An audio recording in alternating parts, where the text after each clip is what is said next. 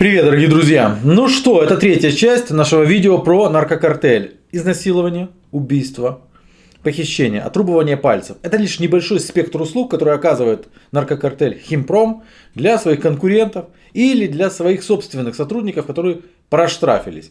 Две предыдущие части, мне кажется, были очень интересные, связывались со мной не только из Украины, скажем так, далеко не только из Украины, но и из разных уголков нашего мира, и это с продолжением будет, да.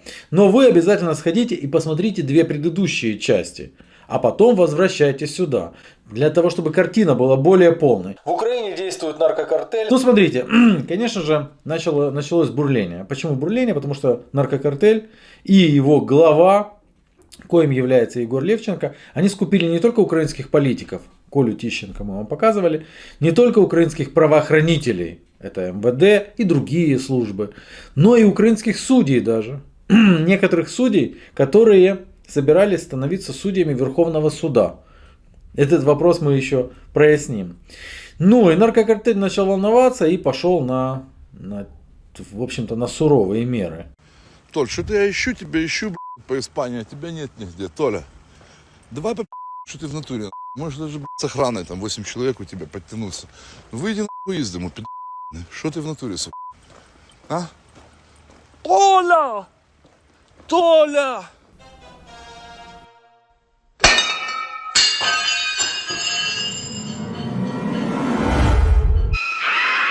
Ну, какая еще может быть реакция у человека, кроме ужаса, при взгляде на вот это вот обрюзшее, потерявшее возраст существо с отвисшим пузом и обвешанное какими-то фенечками, как танцовщица, проститутка из третьесортного заштатного бара.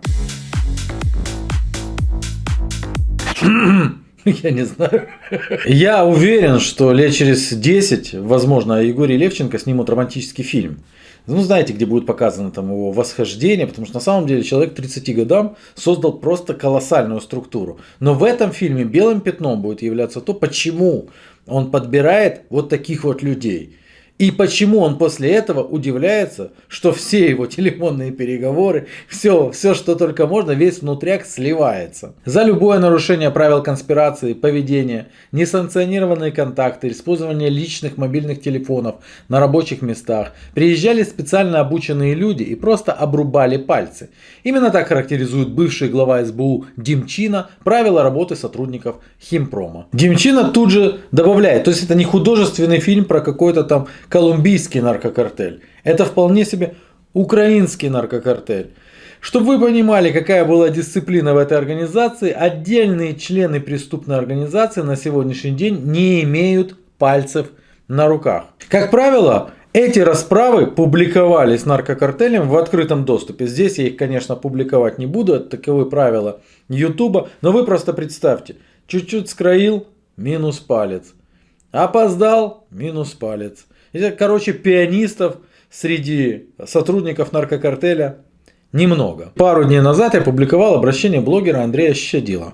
Андрей Щадила — это тот самый человек, к которому обратился Левченко через вот этого Домбровского, который ходит по Швейцарии, по швейцарскому селу и ищет почему-то там шария, который уже множество угроз отпустил мой адрес, но это вызывает только усмешку. Он его решил привлечь. Почему? Потому что Андрей занимается тюремной тематикой. Андрей знает эту тематику, он об этом рассказывает. Его решили привлечь для того, чтобы люди, которые являются там подписчиками Андрея и тоже интересуются тюремной тематикой и так далее, были перетянуты на определенный форум, наркофорум. И помимо тюремной тематики начали интересоваться еще и наркотематикой в плане прикладном, то есть покупкой. То есть людей решили подсадить через Андрея, когда он, по его заявлению, это понял. Он сказал: пока-пока, мне эта тема не интересна. Мы хотим подойти к разоблачению наркокартеля Химпром не как просто какого-то рекламщика, а как сотрудника и как непосредственно работника наркокартеля и участника, которому, думаю, в Украину назад дороги нет. Деньги решил не возвращать. Это его личное право. После этого произошло то, что я вам показывал. А именно, глава наркокартеля разразился отборной бранью и угрозами. Ты говно, чего ты скушал, денег наших, мразь, верь мне, и можешь бежать мусорское к своим ДСРовцам, так далее, так далее, так далее. И уже писать заявление, мразь. Фишка в чем? Есть угрожающие, вон как клоуны, да, а есть угрожающие, которые угрожают, а потом что-то происходит. С Андреем начало что-то происходить. Сначала сожгли часть его дома. Ну вот это вот максимум, что загорело, так все, крыша, все целое. Лестница, где они обливали бензином, не загорелась. А так вот, смотри. Потом попытались всерьез установить слежку посредством видеонаблюдения в его доме. Получается, внутри там передатчик, идет камера, вы послушайте. Внутри получается передатчик, сам Wi-Fi, видите, подключенный, когда запитанный, который работает от, естественно, сим-карты, симка. Вот такая вот штучка, это уже идет камера. Насколько это серьезно?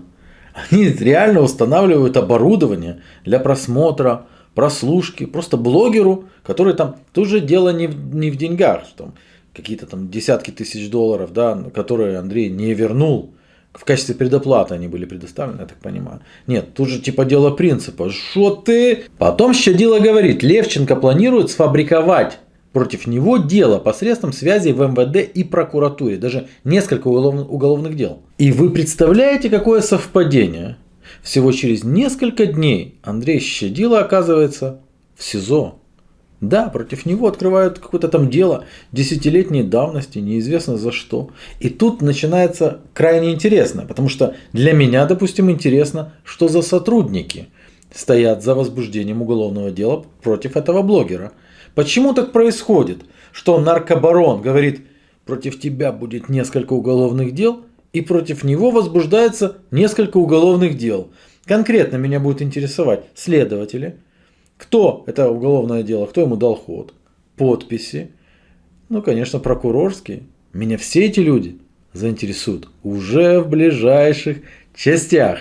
Потому что надо, знаете, как на них надо смотреть так как. Ну, вот какой-то там полупокер. Лейтенант.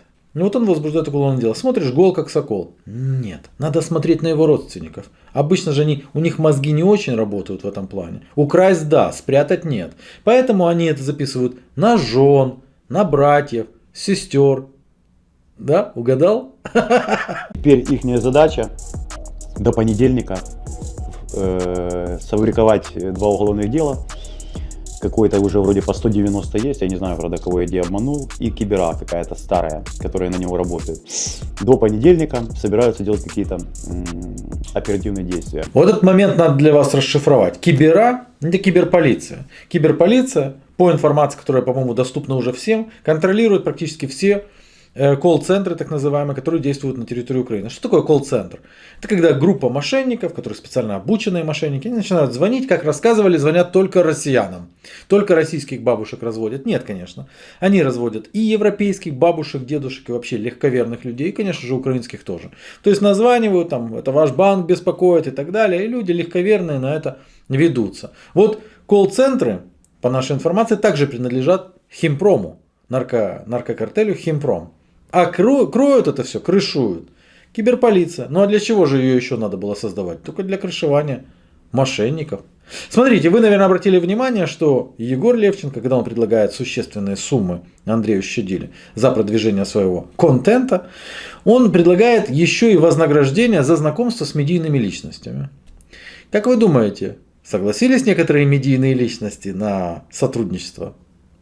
Да. Певица Ирина Федишин была призвана воспевать акции разыскиваемого в Украине наркобарона. Народная артистка Украины Наталья Могилевская, помните такую? Тоже отличилась. Украина це Спайс. Может быть, таким будет ее следующий альбом. Украина це Спайс. Під солями я танцую. Ирина Федишин, у нее есть песня «Перелаз». А будет песня «Передоз». Передозу не здогнати нас. Злата Огневич, представительница Украины на конкурсе Евровидение 2013, депутат Верховной Рады 8-го созыва от партии Лешка. Ну, тут можно понять. Итак, химик, боец полка Азов. Ну, откуда у него погремуха химик, теперь можно догадываться. Далее, кто у нас? Боец батальона Айдар. Вот. Далее, это Вендетты. Это Маджахет, вы помните. По непонятной мне причине Егор Левченко, который, как мы уже понимаем, является человеком далеко не глупым, привлекает вот этих вот звезд, пусть даже не первой величины, пусть даже каких-то устарелых немножко звезд, к пиару своей акции «Поймай барыгу» посредством бесед вот с этим вот разложившимся телом, героиновым наркоманом со статусом ВИЧ, отсидевшим 11 лет в тюрьме, избивавшим собственную жену, когда-то была беременной. Стас, як довго ти чистий? 6 років. Тяга є? Ну...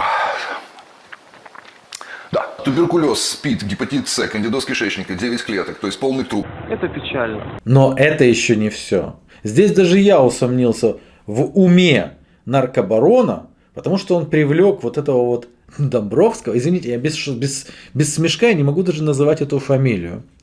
Не просто в качестве там какого-то лица, но и как контактера по созданию нарколабораторий на территории Украины. При этом Егор Левченко отлично понимает, какие могут быть риски у этого мероприятия, поэтому говорит: не волнуйся, Андрюха, если что, отмажем. Андрюх, если будут какие-то проблемы, понятно, то, что ты наслышан, я уверен, много хорошего обо мне, об организации. То есть мы всегда вытаскиваем людей, держим слово и так далее. Бабло у тебя будет, но тем не менее, если вдруг будет какой-то кипиш, мы все расходы на отмазы, на другую страну возьмем на себя. За это не переживай. Деньги мы зашлем сейчас за 4 месяца. Все, жду кошелек. Однако, когда сделка с Андреем Щадило срывается, тогда уже, конечно, дает волю эмоциям. Андрюх, здорово, как там у тебя дела все? Нормально все? Ужаленный сидишь, кайфуешь, все охуенно у тебя происходит. Я тебя понял. Ну что я тебе могу сказать? Кайфуй дальше. Не иди. Терчеборская пи***. Правильно? Правильно, потому что пи***, которые торчат, они пи***. Тем более, когда они что-то должны. Правильно? Правильно. А что ты нам должен? Работать. Работа не вышла. Не вышла. Андрюша, у тебя все будет хорошо. Прям все будет хорошо. И поверь мне, двухметровая, лысая, у тебя будет настолько все хорошо, то что ты скоро вспомнишь про меня. Такие же, как Мона, Мизрах, так далее, так далее, так далее, которые скоро случайно вспомнят то, что ой, а мы тут-то там-то накосячили. 2 метра ростом, податливая наркоте. Нет никто, звать никак. Чебосина. Я тебе кто вообще как-то дозволил когда-то? Ты у нас, оказывается, собака смотрела за Лукьяновкой. Кто тебе как-то когда-то дозволил смотреть за Лукьяновкой? Кто это был? Объясни мне. Кто тебе позволил зачем-то смотреть? Ты за своей женой с него следишь. Чувак, это рэпчик. Вот во время этой феерической речи Левченко и упоминает Маймана. Он говорит: такие же, как Мона. Здесь мы подходим к очень интересной вехе повествования. Потому что это речь идет о Михаиле Маймане, ветеране АТО, человеке с очень неоднозначной репутацией, чей штаб с самого начала базировался в Авалоне, если я не ошибаюсь, в Киеве. Вот, Андрюха режиссер. Они все были у меня, но попали к Моне. Мы, так как Моня герой наш, народный, это на топ в Авалоне. Я так для себя снимаю, чтобы самому было. Он будет другом.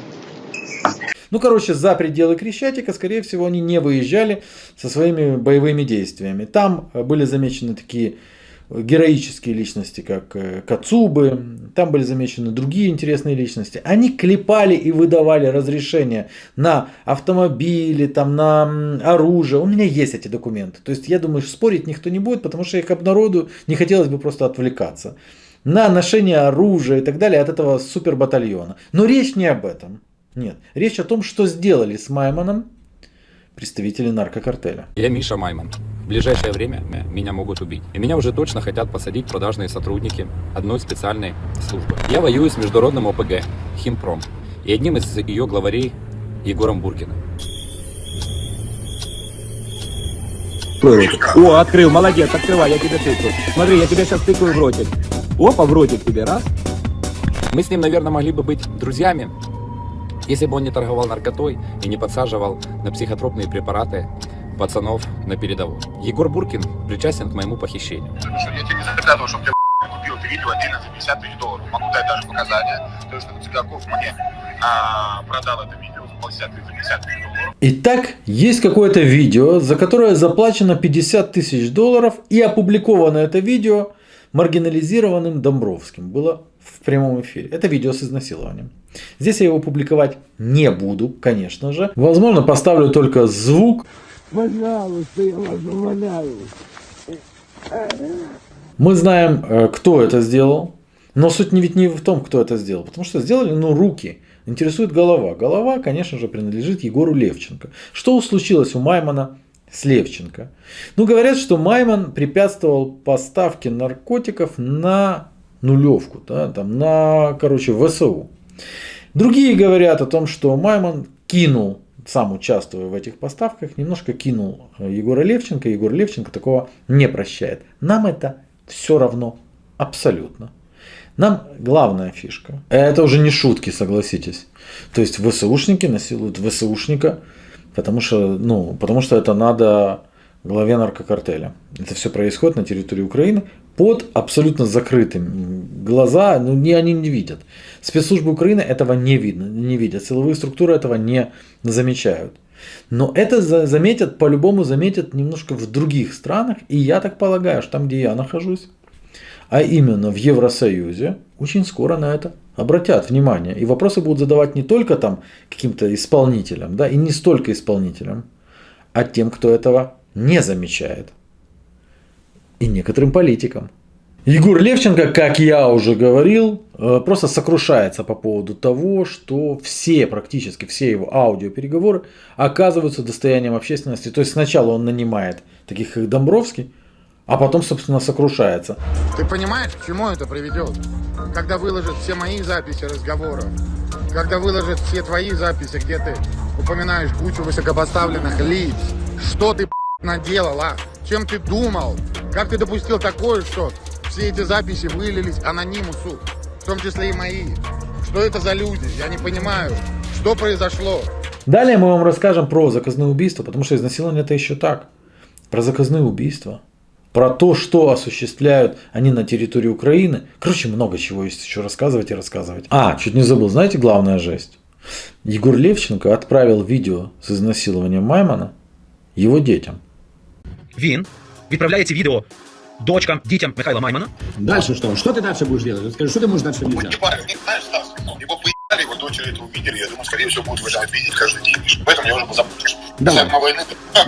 Давай, При этом совершенно маргинализированная, разложившаяся личность, тот Домбровский, который пока еще проживает в Швейцарии, при этом координируя работу наркокартеля, который работает в Украине, у которого сам успел настрогать 3 детей, смотрит на это все, наверное, наслаждается. Это не человек, братуха, ты слышишь, что он говорит? Ты слышишь, что он говорит? Твои дети будут видеть это каждый день. Твоя жена. Стас, встань на мое место, ебаный в рот, у меня 2 детей, у меня мать раков. И какой-то пидор в Мексике, меня уничтожает за соли, за то, что я принял его барыг на передке.